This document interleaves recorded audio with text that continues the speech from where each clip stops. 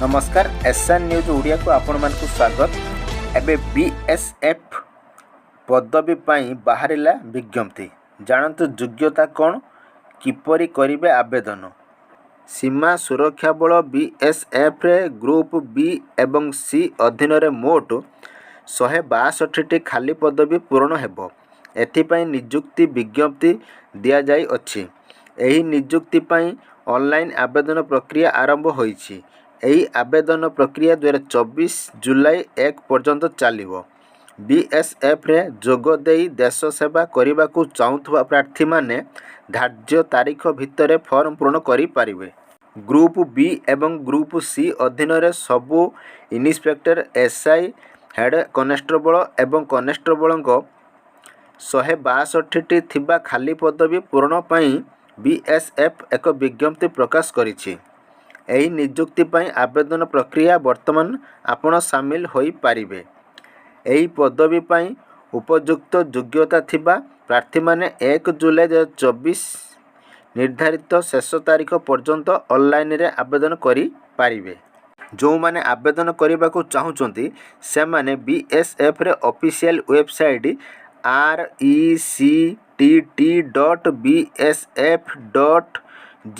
rectt.bsf.gov.in visit करी online mode माध्यम रे आवेदन फॉर्म पूर्ण करि पारिबे।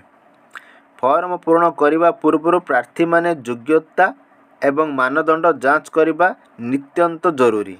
योग्यता कौन एही नियुक्ति प्रक्रिया शामिल हेबा पाई प्रार्थी माने पोस्ट अनुजाई संपुक्त क्षेत्र वाणिज्य रे आईटीआई डिप्लोमा सहित मैट्रिक 10th पास करिथिबा आवश्यक।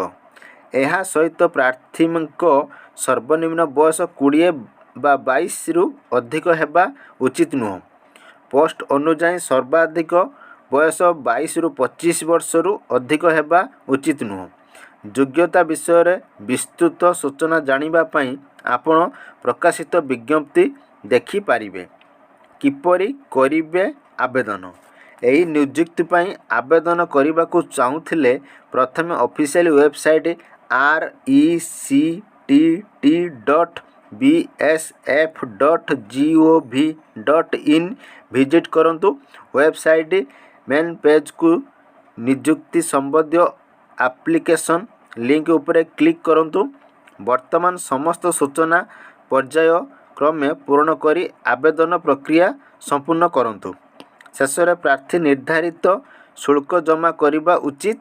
संपूर्ण भरा जाइथिबा फॉर्म रे एक प्रिंट आउट नेई एहाकू आपण निज पाखरे सुरक्षित रखिबा उचित। आवेदन शुल्क एही नियुक्ति पाई आवेदन करबा को चाहुथिले general OBC EWS group B प्रार्थी को 200 टंका जमा करबा को पड़िबो। General OBC EWS group C वर्ग प्रार्थी को 100 टंका जमा करबा को पड़िबो। एससी एसटी एवं ईएसएम वर्गर प्रार्थी माने एही नियुक्ति रे जोग देबा पाई मागणा रे आवेदन करि पारिबे।